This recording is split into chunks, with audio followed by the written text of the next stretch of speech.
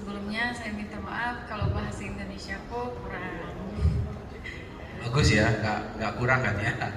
Oh, enggak, kata. Iya, eh, kita hari Sabtu ada di Biren.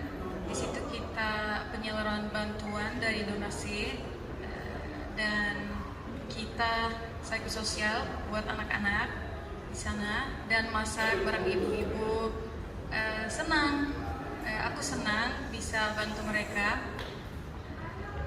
Tapi sedih juga, ada cerita-cerita yang sedih dari mereka yang membuat kita sedih dan nangis. Hari Minggu kita ada di PD Jaya. Kita lihat kondisi camp pengungsian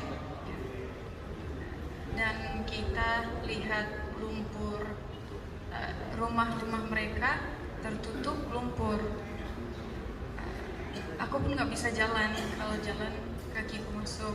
Hampir itu ya, kejeblos kemarin ya. Jadi terus yang ketemu ibu-ibu tuh, itu gimana ceritanya? Di Iya, PD Jaya ya? PD Jaya Iya. ya. Dia dia datang, dia bilang kayak iya dari rumah zakat ya, iya. Terus katanya kita butuh air mineral. Dan ada ibu satu lagi, pas kita kasih mereka makanan, dia katanya dikasih kitab Al-Quran juga nggak ya? Terus aku nanya dia kayak, kenapa Al-Qurannya?